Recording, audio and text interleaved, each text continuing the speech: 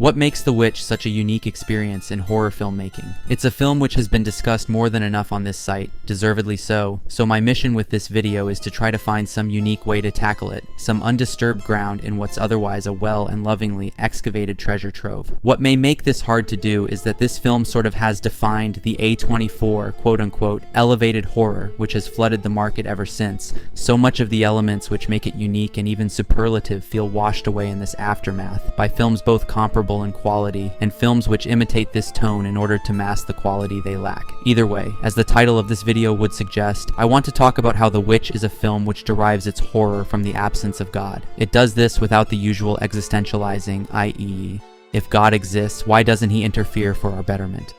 In this film, a film which establishes early on in its runtime that not only the supernatural but the Christian interpretation of the supernatural is real, God's absence in the story clearly doesn't come from a non-existence. God is absent here because he chooses to be.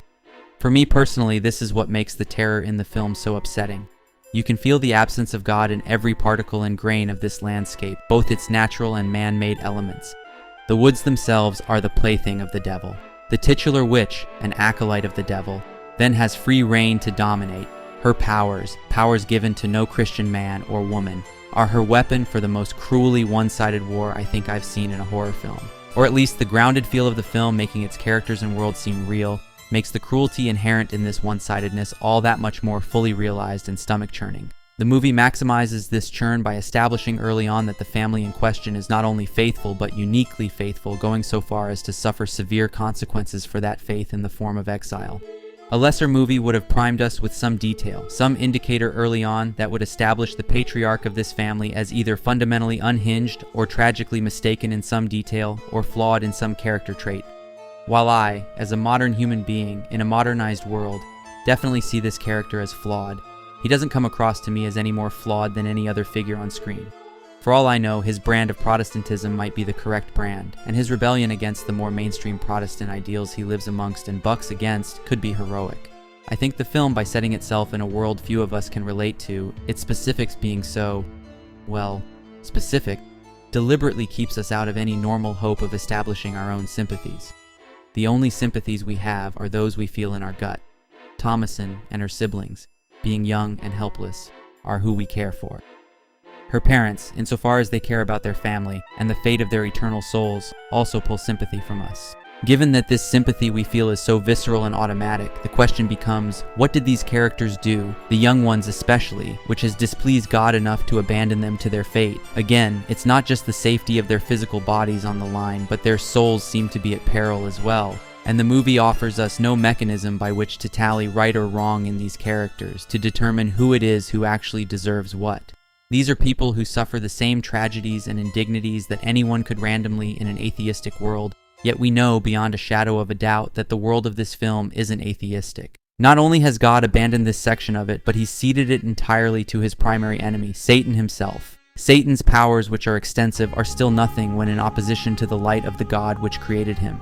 Yet the witch who acts on his authority has immense power, while the family she victimizes does not.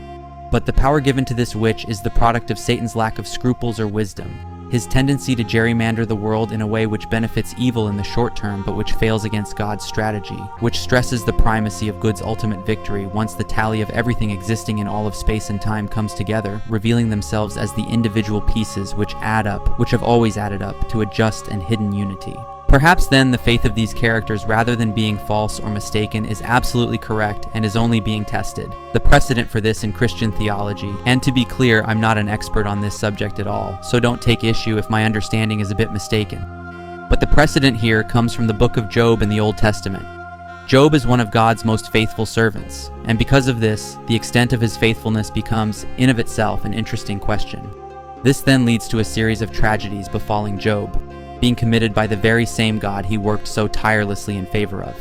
Many of these tragedies plaguing his family, affecting him through them, his emotional pain from profound loss being tested against his faith. Interestingly enough, the angel which spurred on this game of faith testing had a name appropriate to his cause. That name, when translated to English, was accuser or adversary. In the Bible's original Hebrew, that name was Satan. Is it possible that the family and the witch, being so faithful they're willing to risk everything, are now suffering the consequences of being tested for their faith? Is what we're seeing just the next step in a wager between God and Satan? I personally don't think this is what it is, my reasoning being that the New Testament, which would certainly be real in the world of this film, establishes Satan as God's polar opposite, his primal enemy. The idea that these two would experiment in the present seems unlikely, doing so knowingly and with a gentleman's agreement in the works. It's also important to note that the Old Testament tended to be less concerned with the fate of mankind's immortal soul, the concept barely coming up. So the worst part of death was often death itself. In the New Testament, the focus of human happiness shifts away from the physical and finite body to the spiritual and eternal soul. God, by making a wager with Satan, would be risking the potential to doom his own sheep to eternal hellfire via tempting them, through their suffering, to accept whatever solace Satan could provide. Given that Old Testament explanations won't do to explain this predicament then, what answers can the New Testament provide? Well, the best example I can see there of Satan testing someone's resolve, tempting them in his usual manner toward accepting his worldview, occurs in the Synoptic Gospels, i.e. the books of Matthew, Mark, and Luke. Just like with witches, Christ is tempted in these accounts with the promise of power over others, as well as power over his own suffering, and power over the elements of God's universe itself. The interesting thing about these temptations is that they don't seem designed to corrupt Christ through the promise of satiating selfish desires. They actually seem to be promising him things as reasonable as food and drink, even giving him the power to right all the wrongs in the world by making him the king of every nation. Jesus, by rejecting these temptations, is not rejecting the chance to commit acts of explicit evil. What he's rejecting is the possibility to better the physical world. He rejects this possibility as a rejection of the concept of paradise on earth. In the Christian worldview, the world is corrupt and always will be. The parents of humanity, Adam and Eve, gave up their right to paradise via the act of obtaining knowledge and were therefore cast into a broken world of imperfection. Satan, being imperfection personified, becomes king of this world. Perfection can only be found in heaven, the true kingdom of God. Getting there requires rejecting the easy answers offered by Satan, in favor of the hard sacrifices required by God. How this cosmology may tie into The Witch is interesting, and it remains interesting whether or not Robert Eggers had any of this in mind while writing and directing this film. The film starts with the two sides decided, their home bases delineated by the tree line of the woods. The witch sits on one side, Satan standing behind her, doing so openly and without doubt. The family sit on the open plain opposite the woods. God is standing behind them, as is their belief. But this God remains silent even as Satan continually makes himself louder with every action. The kidnapping of baby Samuel is the first act and more follow, culminating in the bizarre and even vague death of Thomason's brother Caleb. The speech Caleb gives declaring his love for Christ is ambiguous in its implications. The brilliant dialogue, with its unnerving word choice, then forces us to consider, and to consider with as little closure as those on screen, whether this was a victory on the part of God or a victory on the part of Satan. Caleb himself, being dead, can no longer tell us. I mean, he could barely tell us anything while living. The vagary here, rather than being interpreted by most as an example of God's victory, is instead seen by myself and others as an example of Satan's cruelty, mocking God's apparent absence, mocking the faith of his believers despite this absence. It seems to be a mockery which functions similarly to the taunts done by the demon in The Exorcist. I know his name, but I'm not going to say it. But whereas those taunts disturb by their open sacrilege and vulgarity, the taunting here, if that's indeed what it is, feels much more disturbing. It's the taunting of any possibility of hope, and more so, of any possibility of closure. All of this tension, all of this angst, all of this despair mounts, becoming intolerable until the movie sort of explodes in sudden moments of violence. Personally, this is my least favorite part of the film. Not because it's not well done or effective, but because it seems to be clearing its characters out of the way as quickly as possible, bringing the film to its otherwise brilliant conclusion through means which seem a little bit artificial for me.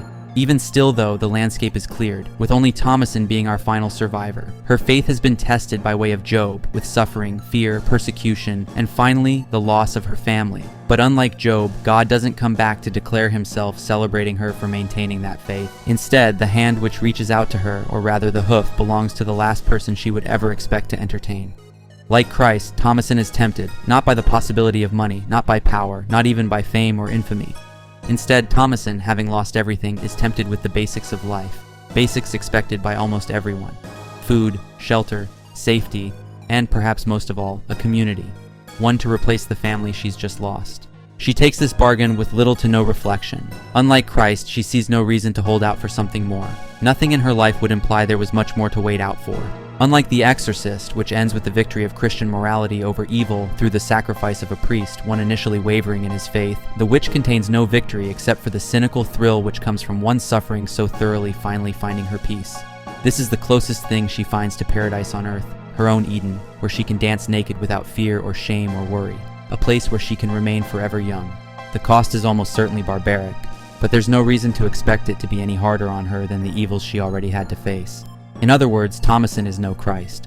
In a way, this is the darkest trick the film pulls, as it implicates all of us in feeling this relief, even if it comes with grave and irreparable evils. The fact that her decision, while obviously the wrong one, seems so intuitive and logical to us, at least enough for us to not question the why of it all, basically proves the point.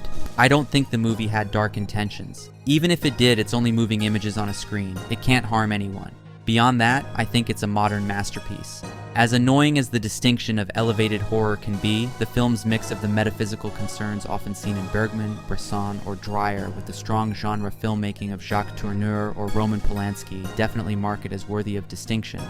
Rather than come up with a new phrase for it, I'm just going to go with, it's quite the movie. Watch it if thou wishes to live deliciously.